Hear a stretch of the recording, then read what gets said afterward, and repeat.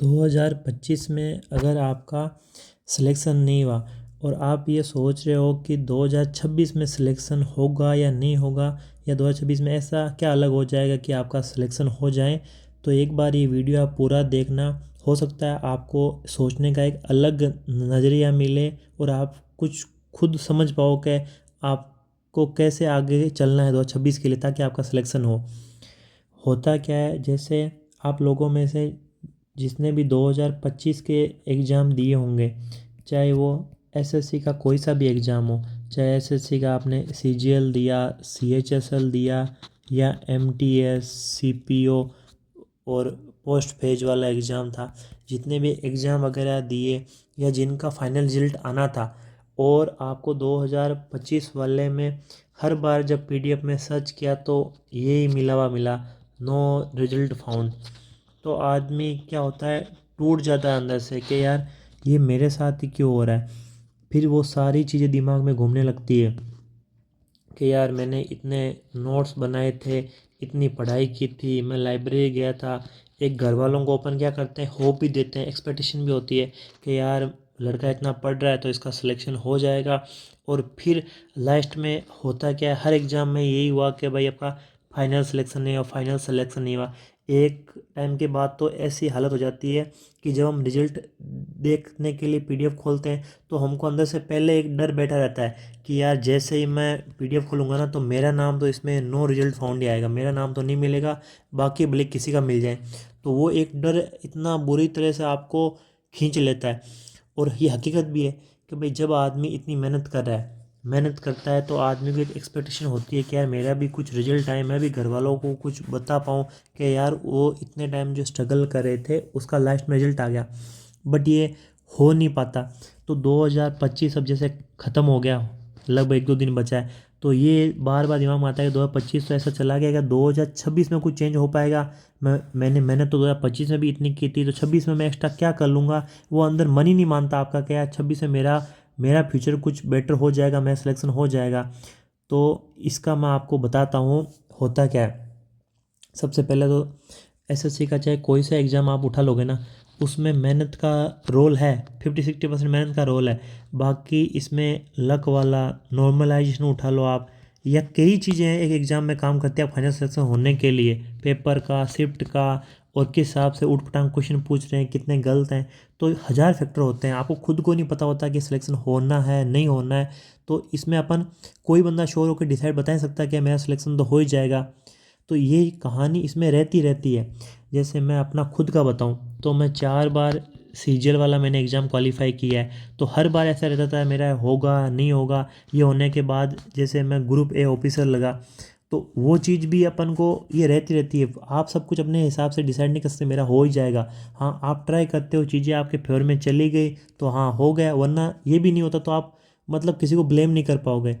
इसका आप सिंपल जैसे उदाहरण से आप समझाता हूँ आपको मैं। जैसे आपने सब लोगों ने 2023 का जो मेंस वाला वर्ल्ड कप था, सबने देखा था ना।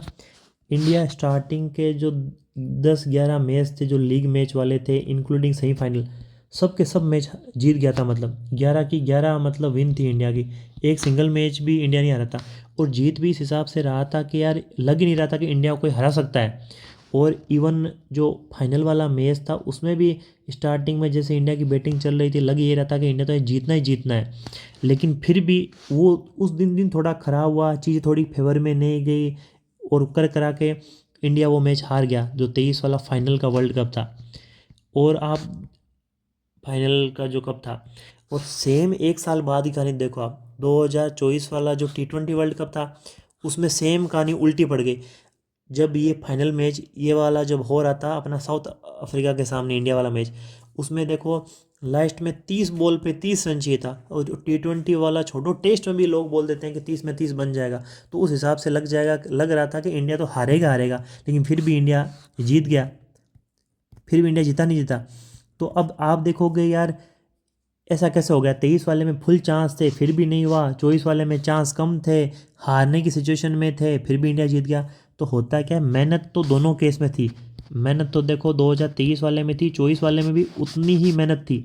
लेकिन 2023 वाले में चीज़ें जो थी आउटर वैसे काम हमारे फेवर में नहीं की, 24 वाले में जो चीज़ें थी वो हमारे फेवर में चली गई थोड़ा, और हमने हिम्मत रखी तो अपना सिलेक्शन हो गया। अगर 24 वाले में अपन सोच लेते हैं कि नहीं यार हमारा 23 खराब गया था, तो अब सिचुएशन तो 30 में 30 रन चाहिए, तो हम तो हारेंगे, तो अपन हार जाते। सेम ही कहानी आप ये दिमाग में लेके चलो कि 2025 में चाहे आपने 20 पेपर दिए, 25 पेपर दिए, सिंगल एग्ज़ाम आपका नहीं हुआ, तो ये कभी नहीं होगा, 2026 में आपका होगा नहीं। आप जो मेहनत कर रहे थे उस मेहनत को कंटिन्यू करो, और आप मेहनत तो कंटिन्यू करोगे, फिर थोड़ा सा लक फेवर जाएगा, और कभी ना कभी आपका सिक्का भी उछल के आएगा ना, तो सिलेक्शन आपका भी होना होगा ना, तो 2026 वाले में हो जाएगा। कभी ये दिमाग में नहीं रहना कि यार मेरा 25 में नहीं हुआ, इतने एग्ज़ाम में नहीं हुआ, इस एग्ज़ाम का प्री नहीं हुआ, इसका मेंस नहीं हुआ, वो सबको भूल जाओ, जितने एग्ज़ाम हुए नहीं हुए सबको भूल जाओ। आप 2026 को ऐसे स्टार्ट करो कि जैसे कोई एग्ज़ाम देने जा रहा हूँ, ये मेरा पहला एग्ज़ाम है। उसको जो पहले वाले फेलियर का बर्डन है उसको दिमाग पे लो ही मत, उसको एकदम से मस्त होके जाओ कि मैं पहला एग्ज़ाम ये दे रहा हूँ, इसमें मैं कितना बेटर कर सकता हूँ, वो सोच के जाओगे तो आपका बेटर होगा ही होगा। बाकी मेरे को आपको इतना ही कहना है कि